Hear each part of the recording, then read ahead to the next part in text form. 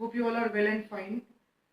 In our last explanation video, we have discussed about the few questions of exercise 1.1 and I hope you all have gone through that. In this explanation video, we will be covering the next exercise of the chapter number 1 real numbers, exercise 1.2. Before we start the exercise, there is one very important theorem which you all need to know. The name of the theorem is Fundamental Theorem of Arithmetic. Before I give the statement of this theorem, Fundamental Theorem of Arithmetic, let us discuss the things which are related with this theorem. You all are well aware with the term prime factorization with the very earlier classes. You have been finding the prime factorization of different numbers from very earlier classes like class 6 and 7, and you all are aware of it. What is prime factorization? Prime factorization is actually the representation of any number with respect to the product of their primes. Like if I say you 15 can be expressed as 3 into 5. If I give a little bit bigger number, 30, it can be expressed as 2 into 3 into 5, right? So one thing, students, you will see here that every number, every composite number actually I should say, can be expressed as a product of the primes. Okay? See, 15 is also a composite number, 30 is also a composite number. So one thing, students, you will see here that the set of prime numbers for each and every composite number are unique. So that means two different composite numbers can never have the same set of prime numbers to express in the form of product as their primes. So two different numbers, suppose 20 and suppose 30. If I express 20, it will be 2 into 2 into 5. If I express 30, it will be 2 into 3 into 5. So two different composite numbers can never have the same set of all the prime numbers. So you can say that this is actually an identity of every number. This unique set of the prime numbers are actually the identity of every composite numbers. Every composite number has so many composite numbers. Each and every composite number have different set of prime numbers, by multiplying which we get that composite number. So for two different composite numbers can never have the same set of prime numbers. So 30 has three prime number set, that is 2, 3, 5. I can write this 2 into 3 into 5 as 5 into 3 into 2, or I can write it as 3 into 2 into 5. This order can differ. Numbers can be written at the backward side or in the front side. It may happen, but can never be such that the different numbers will come here. It can never be. It will always be the combination of 2, 3 and 5. Irrespective of the fact that at what position I write, doesn't matter, order may differ, but the set of numbers will always remain same. Similarly, 20, I can write 2 into 2 into 5, or I can write 5 into 2 into 2, or 2 into 5 into 2. But order may differ, but the combination of the prime numbers, set of the prime numbers will always be same, and this act as a identity for the different composite number. So this was the main concept on which this fundamental theorem of arithmetic depends. Now let me say you the statement of this theorem. The statement of this theorem is that each and every composite number can be expressed as a product of the primes, and this factorization is unique apart from the order of the prime factors in which they occur. This theorem plays a very vital role in the study of the integers. So this is referred to as the fundamental theorem of arithmetic. Okay. Now with the help of this theorem, we shall start the exercise 1.2. Before starting the exercise 1.2, I like to say one more thing which will help you to solve the exercise questions. And I think you all are aware of this also. That is the LCM, lowest common multiple, and HCF, that is highest common factor. The product of LCM and HCF will always be equal to the product of two numbers. That means if you are given two numbers, if you are given two numbers and if you find the LCM of those two numbers and HCF of those two numbers, then it will satisfy this equation, that is the product of the LCM and HCF of those two numbers will be equal to the product of the two numbers. So this is one of the most important formula with the help of which we will solve the next exercise 1.2. Okay. Now let us start the next exercise, students. Exercise 1.2.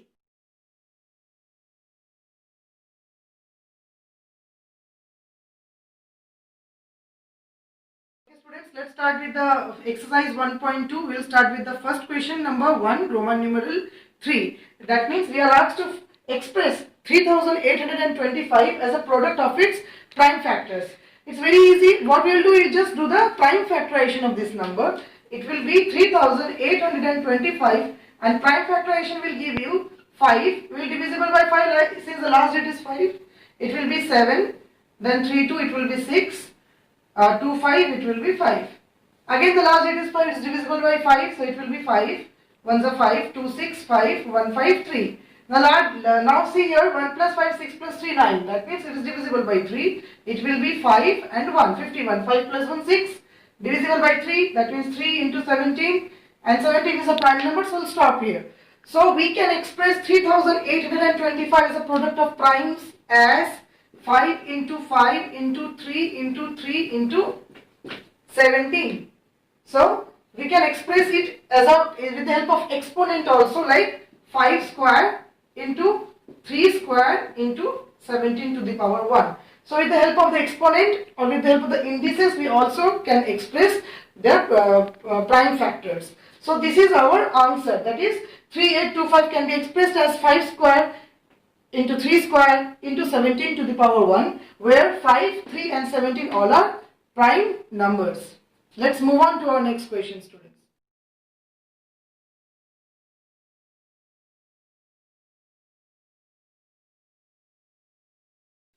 We are asked to find the LCM and HCF of the pair of integers, and we also have to verify that the LCM into HCF is equal to product of the two primes.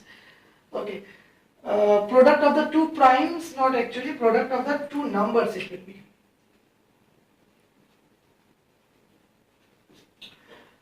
Okay, so we are given here two numbers 26 and 91. We have to find the LCM as well as HCF of these two numbers.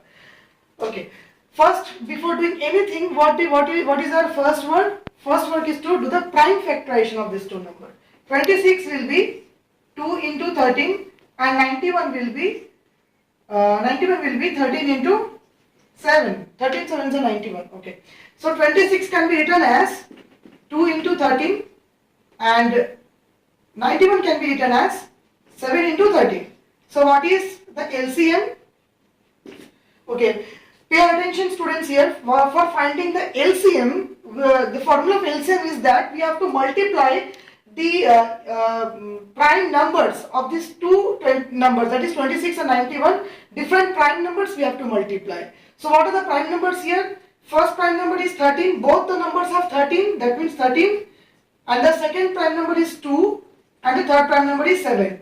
In case if 13 square is here, suppose to make you understand, I am just little bit changing it. Suppose it's 13 square and there is only one 13. So what I will do here? I will be taking 13 square. I will be taking the maximum power of that particular prime number. So if I am left with two options, 13 square or 13, I will be selecting 13 square. That is the rule of finding the LCM. For finding the LCM, we have to do this only. That means we have to take the prime numbers with maximum power. So it will be 13 square. Since there is no square here, both are 13 only. So I will be taking direct 13 and the other two prime numbers, that is 2 and 7. So it will be 13 into 2 into 7. It is equals to 26, 13 to the 26, 26 sevens are, it will be 4, 182. So 182 is the LCM. What is the HCF? HCF is only 13. That means highest common factor. Common factor is only one number here, that is 13. So HCF will be 13. So we got LCM 182. HCF 13 with the help of the prime factorization of both the numbers. Now we are asked to verify whether LCM into HCF is equals to product of the two numbers or not. So now we will be verifying. So for verifying, what we'll do, you'll just simply solve LHS and RHS separately. That means LHS is LCM into HCF. That means 182 into 13. So just multiply it, 182 into 13, it will be 6, 2, 5, 2, 8, 1, 6, 6, 3, 2, that means 2366. And RHS will be product of the two numbers. That means what are the two numbers here? 26 into 91. So 26 into 91 will be 6 to 4, 5 carry, 23, that means 6, 6, 2, 3. That means 2366. So we got the same result here. Definitely we will be getting the same result only, as I have explained you before starting the exercise only, that there is a formula LCM into HCF equals to product of the two numbers. So if you are known with any three of them, you can find the other. So it's LHS, that is the LCM into HCF is 2366 and the RHS is also 2366. Hence it proves that this formula is correct here and it's verified. Now let's move on to our next question, students.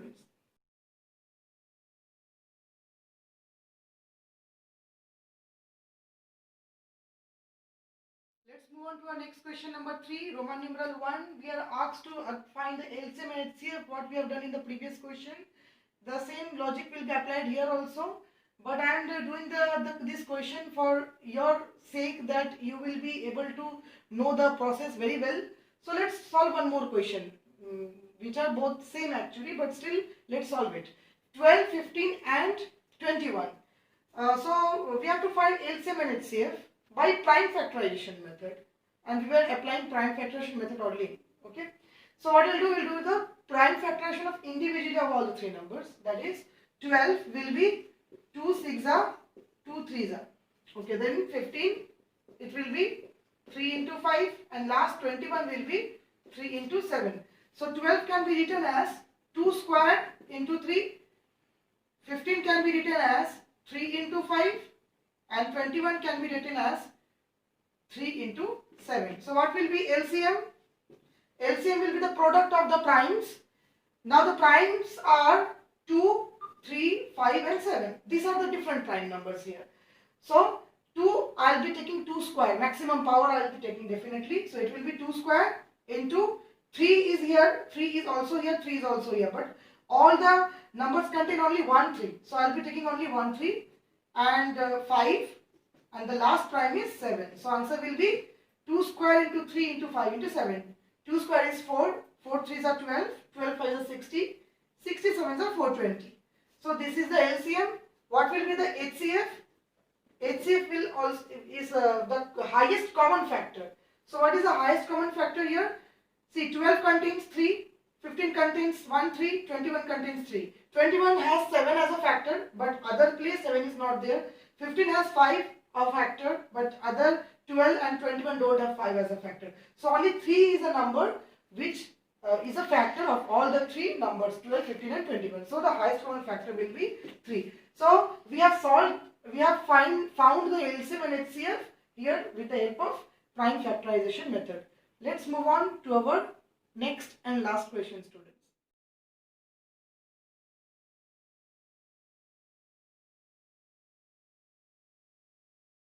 Okay, students, our next question here is question number 5. Question is saying us that we have to check whether 6 to the power n can end with the digit 0 for any natural number n. N is a natural number. We just have to find whether 6 to the power n can have, whether it can have the last digit as 0 or not. Okay. So this is a logical question. We will be applying a proper logic to solve this. The logic is based upon the divisibility rule of 5. You all are aware with the divisibility rule of 5. We all know that a number can end with, a number can have a factor 5 if its last digit is 0. That means 6 to the power n can have a last digit 0 if and only if it is divisible by 5. So 6 to the power n can have the last digit 0 if it is divisible by 5. Otherwise it cannot. So if it is divisible by 5 or not, that we have to find. and to find that we have to find the different factors of 6 to the power n. If the different factors of 6 to the power n has also 5, then it is divisible by 0. Then the last digit can be 0, otherwise it cannot. So we will write here as, to solve it, 6 to the power n can end with 0, can end with the digit 0 if it is divisible by 5. Okay, 6 to the power n can end with 0 if it is divisible by 5, or you can write if it has a factor 5. So we can write here 6 to the power n. Prime factorization of 6 to the power n is, we can express 6 to the power n as 2 into 3 whole to the power n. That means 2 to the power n into 3 to the power n. By applying the law of exponent, we can write 2 to the power n into 3 to the power n. This proves that the factors of 6 to the power n are not factors, actually the prime factors of 6 to the power n are 2 and 3, but not 5. So we found here that 6 to the power n has 2 prime factors, 2 and 3, but not 5. Since 5 is not the factor, of 6 to the power n, so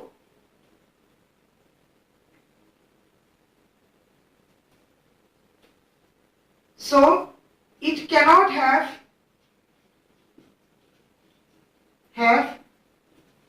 its last digit as 0. Since 5 is not the factor of 6 to the power n, so it cannot have its last digit 0. Okay, as if the last digit is 0, then it will be divisible by 5. So we see that 6 to the power n is not divisible by 5. Why is not divisible by 5? Because we get only 2 prime factors, 2 and 3, not 5. So it is not divisible by 5. Since it is not divisible by 5, it cannot have the last digit 0. So this was the main logic which we applied here to prove and to check that 6 to the power n cannot end with the digit 0. So this was a logical question and can be proved like this.